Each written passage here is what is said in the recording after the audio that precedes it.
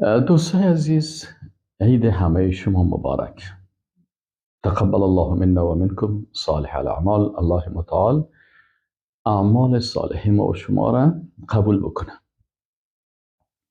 دوستای عزیز، یک سوال میشه: چه قسم انسان بفهمه که روزیش قبول شده یا نشده؟ مثلا ما مبارک رمضان روزه گرفتیم، تراویح کردیم، نماز خواندیم، عبادت کردیم، قیام اللیل، همه چیز. چشم خدا حفظ کردیم، گوش خدا حفظ کردن، دستای خدا. یعنی مسلمان ها در یک ماه مبارک رمضان کاملا اعضای بدنشان روزدار بود و حتی بسیاری خوراک های حلال به خاطر حکم الله ترک کردن. ارتباطشان با قرآن عظیمشان، با عبادت، با نماز، با جماعت، با مسجد بسیار زیاد شده بود. کمک با فقرا، صدقه فطر و دیگران. دوستان عزیز، آل روزه خلاص شد و عید آمد. اینجا باید انسان یک سوال جوابش داشته باشه و او سوال چی است؟ او سوالی است که آیا روزه من قبول شده یا نشده؟ یک آیت قرآن ایره برای ما شما بیان میکنه. الله سبحانه و تعالی میگه که کتب علیکم الصیام کما کتب علی الذین من قبلکم لعلکم تتقون. یعنی فرض شد بالای شما روزه ماه مبارک رمضان چنان که فرض شده بود بالای امتهای قبلی. هدفش لعلکم تتقون، شاید که شما تقوا حاصل بکنید. اینال اینی یک ماه عبادت و اطاعت ماه تریننگ است، ماه تمرین است. تمرین تقوا، تمرین ایمانداری، تمرین ارتباط بسیار خوب قوی با الله، ارتباط خوب با قرآن، ارتباط خوب با مساجد، ذکر الله، عبادت الله، اطاعت الله. کل ازیره تطبیق حکم الله بالای خود، بالای چشم خود، بالای گوش خود، بالای اعضای بدن خود. بنابراین این کلش برای چی شد این تمرین لعلکم تتقون؟ این به خاطر ازی که 11 ماه دیگه انسان با تقوا شود.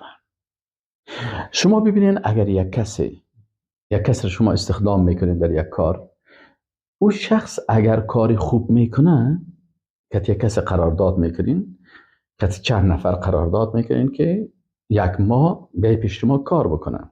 وقتی که یک ماه کار کرد، معاش برش دادین. شما دیگه هم نفر کار دارین، 11 ماه دیگه هم که تان کار بکنن. اینال او کسایی که در این جمله مزدورهایتان، کارمندایتان، کارگرایتان که کارشان خوشتان آمده، شما اونا را میگین که باقی مانده 11 ماه هم بین و چی کنین؟ امرای ما کار بکنین. و وایی که خوشتان نامده بود، باز او را جواب میتین و برشان میگین که پیسی بگی برو بخیر. کسایی که صادقانه، مخلصانه و واقعا با تقوا شدن، الله متعال روزی از اونا را قبول میکنه و 11 ماه دیگه هم برای اونا توفیق میده که چی کنن؟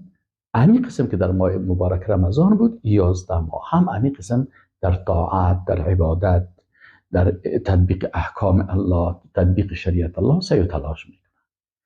اما از کسی که مجرد عید اعلان شد، ترکت همه خوبی ها را و شروع کرد دوباره به غیبت، شروع کرد دوباره به حرام، شروع کرد به استعمال منفی چشم، شروع کرد به استعمال منفی گوش، شروع کرد به موسیقی و ساز و فیلم های مبتذل و چیزهای تیک تاک های مبتذل و چیزهایی که به دردش نمیخوره و این دوامدار و قرآن بیخی ترک کرد و نماز جماعت بیخی یادش رفت دیگه، حال تلاوت قرآن نیست، عبادت نیست، نماز هم کل چیز ترک کرد. پس معلوم میشه که این شخص روزیش قبول نشده. پس ما و شما سر از امیال تصمیم بگیریم که یا الله، امی قسم ما در ماه مبارک رمضان بودیم، بعد از ماه مبارک رمضان هم ما را توفیق بده که امی قسم با تقوا باشیم و این عمل ما را یا الله تو قبول بکو و توفیق بیشتر بده که 11 ماه دیگر هم با تقوا زندگی بکنیم. الله متعال همه ما و شما را این توفیق نصیب بکنه. و السلام علیکم و رحمت الله و برکاته.